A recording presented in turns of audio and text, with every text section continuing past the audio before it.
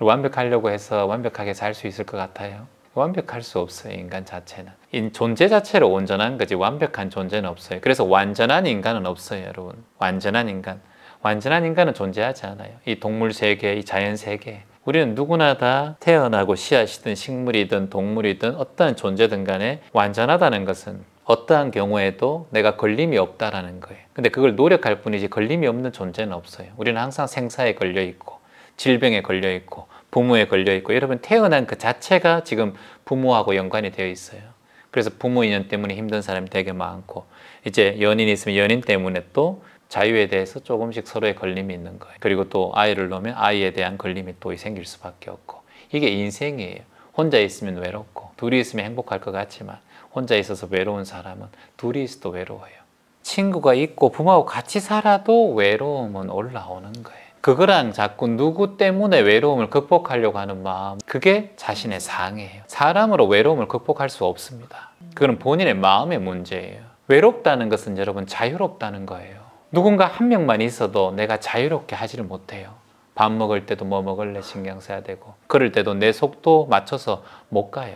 상대방의 걸음걸이 생각해야 되고. 외롭다는 것은 자유롭다는 거예요. 그러니까 혼자 뭐든지 할 수 있는 거예요. 내가 봉사를 할 수도 있고, 이제는 스마트폰 하나로 세상을 볼 수 있기 때문에 홀로도 잘 살아갈 수 있고, 그렇다고 옆에 있는 사람을 무시하라는 게 아니라 같이 살아가서 행복한다면 그것 또한 행복한 것이고, 근데 같이 있어도 인꼬부더라도 혼자만의 시간을 가져야 둘이 만났을 때 더 행복한 거지, 계속해서 둘이 의지에 살다 보면 한 사람이 탁 죽고 가잖아요. 그것도 문제예요. 너무 의지하고. 그래서 인생은 그건 정답도 아니고 이것도 정답도 아니에요. 인꼬부부라고 정답도 아니고 따로 산다고 정답도 아니에요. 다 인생은 그냥 정답을 각자만의 라이프 스타일로 정답이라는 기준을 잡고 찾아가는 게 본인의 인생이에요. 그거밖에 안 보여요. 자식이 어디 가 있으면 자식밖에 신경 안 쓰는 사람 자식만 계속 인생의 전부예요. 돈 사업에 신경 쓰는 사람은 돈 사업이 인생의 전부예요. 그러니까 항상 사람은 누구나 보는 것만 봐요. 자신의 인생에서. 그래서 보는 것만 보는 그 마음이 내 세계예요. 내 세계. 자신의 마음도 항상 내가 관리 못하는데 내 마음도 스트레스 받고 집착하는 마음 내려놓기 힘든데, 어찌 그 남편을, 다른 사람을, 그리고 또 50년씩 따로 살다가 만난 사람이 어찌 마음을 내 마음 같겠어요. 그게 말이 안 되는 소리예요. 그거는. 그러니까 그걸 바꾸려고 하는 마음 내려놓고 내 삶을 행복하게 살아가고, 외로움이라는 것은 있든 없든 외로운 사람이 마음이 있으면 자꾸 집착을 해 옆에 사람한테.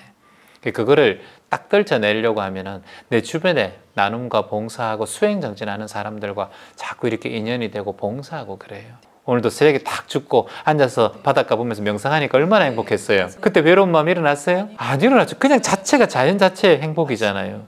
그게 어디서나 할 수 있는 거잖아요. 내가 마음대로 앉아서 명상할 수 있는데, 저는 혼자 있을 때 얼마나 감사하고 행복한데, 자유롭잖아요. 뭐든지 할 수 있잖아. 혼자 있을 때는 삶의 중심이잖아요. 안녕하세요 선생님. 마곡 법문 때는 혼자 왔지만 오늘은 엄마와 함께 왔습니다. 오기 전에 엄마가 몸이 많이 아파서 제가 나도 모르게 짜증이 살짝 올라왔습니다. 제주 일정을 급하게 잡은 것을 취소해야 한다는 생각과 몸 관리를 좀 잘하지 엄마는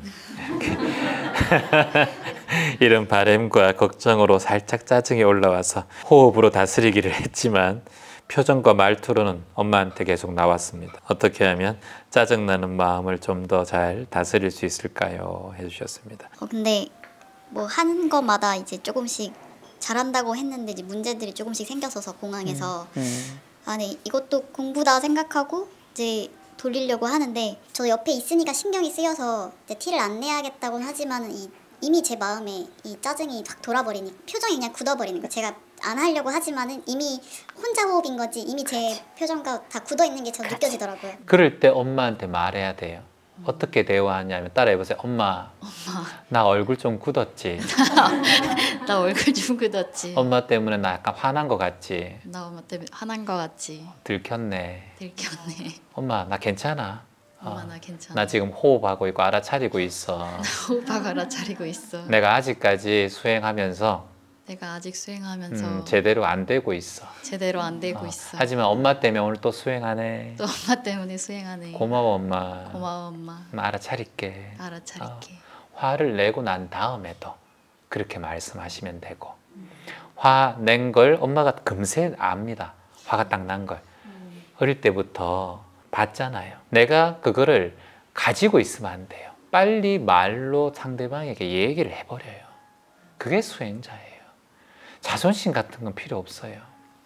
그게 더 엄마보다 더 큰 근기를 가지고 있는 거예요. 아, 엄마 나 지금 사실 엄마 이런 늦게 왔고 엄마가 어떤 거 못했고 어떻게 못해서 나 지금 살짝 엄마가 몸 관리 안 하고 아파온 거 살짝 엄마 나 열받는다 사실. 엄마 솔직히 열받는데 엄마 나 수행자잖아. 엄마 내가 알아차릴게.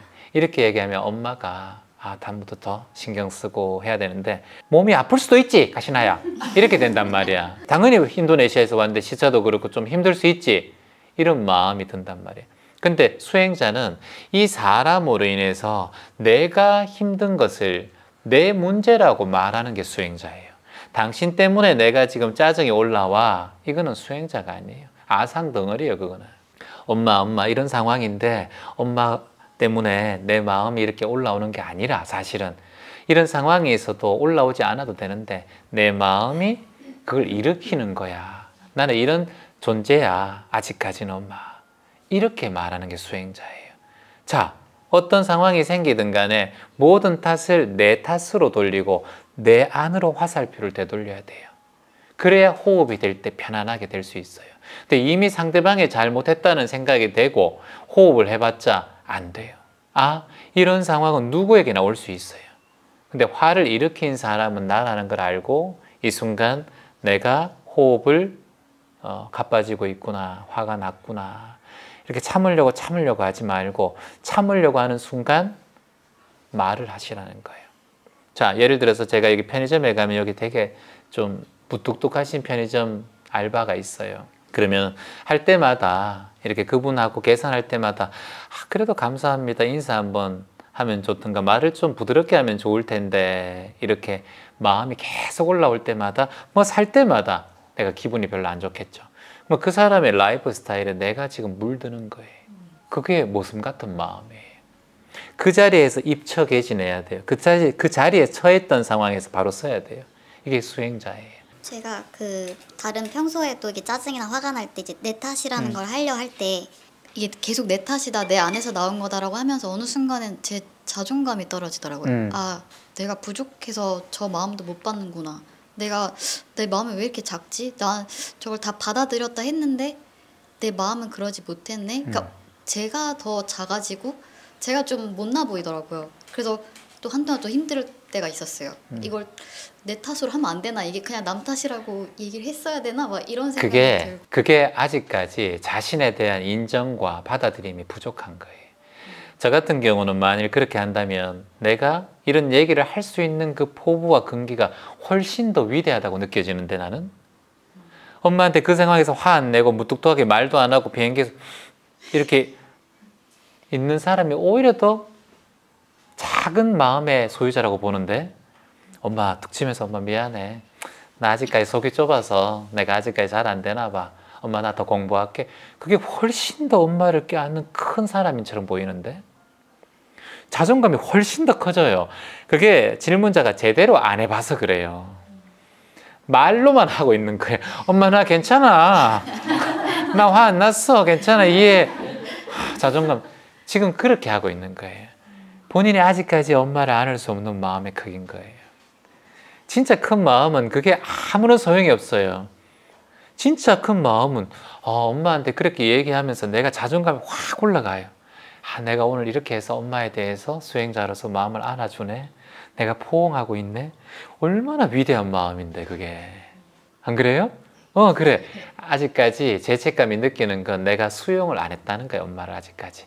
내가 그냥 야 참아. 네가 참고 그냥 야 그렇게 해 말해. 이거야. 그렇기 때문에 아직까지 그렇게 큰 마음을 못 내는 거예요. 내가 본 마음에 큰 마음이 어떤 것도 용서하고 않을 수가 있어요. 용서할 것도 없는 거예요. 그래서 여러분께서 누군가를 용서하지 못하고 화가 올라오고 자꾸 그렇게 하는 건 내 마음에서 내가 그걸 용서하려고 하지 말고 내가 화낸 내가 에고잖아. 감정이란 말이야. 감정. 그건 본인이 아니란 말이야. 질문자 것이 아니에요. 감정은 사라져요. 금세 내가 미안해 하면 내가 사라져요. 그러니까 그게 나라고 생각하기 때문에 자꾸 자존감이 사라지는 거예요. 감정은 자존감하고 상관이 없어요. 내 본연의 의식이 희망의 의식이 탁하니 있고 감정이 올라온 거기 때문에 이 내가 희망의 의식, 내 주인이 감정아 괜찮아, 엄마한테 그런 말 해줘서 잘했어, 잘했어, 엄마를 안아줘서 참 잘했어, 이게 진짜 마음인데 엄마 미안해, 그게 나라고 생각하니까 착각하고 있단 말이에요. 그러니까 내 안에 진짜 위대한 나를 만날 수가 없는 거예요. 자꾸 그 감정한테, 엄마한테 자존감 나 또 떨어져서 하는 것도 감정이에요. 본인이 아니에요. 진짜 나는 자존감이 떨어진 나를 지켜보고 있는 거예요. 응? 이렇게 안아주고 있는 거예요. 엄마를 이렇게. 그걸 만나야 돼요. 그걸 만나려면 감정 지켜보기 명상을 자꾸 해야 돼. 본인 같은 경우는 내 감정을 수시로 지켜보고 에고를 알아차리고 매 순간마다 느낌 지켜보기, 체와 느낌, 감정 치면 몇 가지 명상이 나올 거예요. 그런 것만 계속해서 꾸준하게 한번 한 20일이라도 한번 해봐요. 도움 많이 될 거예요. 안녕하세요, 채화님. 무수의 뿔처럼 묵묵히 나아가다 보면 점점 더 좋아짐을 알기에 감사합니다. 이렇게 해주셨습니다. 명상을 만난 지 얼마 됐어요? 9월 달에 제주도 왔으니까 8월? 그 전에 모습은 어땠나요?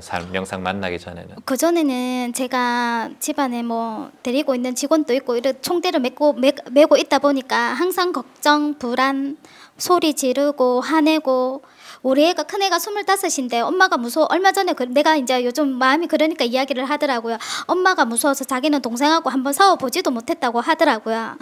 그래서 항상 막 그랬는데 저녁만 되면 이렇게 사는 건 아닌데, 이건 아닌데 하는 생각이 너무 많이 들어서 저대로는 사실 마음을 좀 공부하려고 솔직히 오은영 박사, 김미경 선생님, 법륜 스님 뭐 안 찾아가 보고 뭐 안 해본 게 없습니다. 체한생계 뭐 하여튼 떴어요. 10가지만 해도 복이 저절로 들어온다 뭐 그런 게 있었어요. 그래서 눌러서 봤는데 체한생 명상이라서 관심이 있어 그날 오빠 밤을 새서 다 보고 또 대학도 있다는 거 알게 되고 이래서 9월 달에 처음 제주에 수업이 있어가지고 왔습니다. 근데 수업할 때도 다른 분들이 좋아질 거라고 할 때 저는 사실 저 자신도 못 믿었습니다. 설마 이거 하나로 내가 좋아지면 이때까지 이래 살았는 뭐 그런 생각. 근데 진짜 수업하고 집에 갔는데 달라지더라고요. 내 삶이 진짜 완전 달라져가지고 지금은 저희 집이 진짜 가게하고 천국입니다. 천국이 따로 없습니다.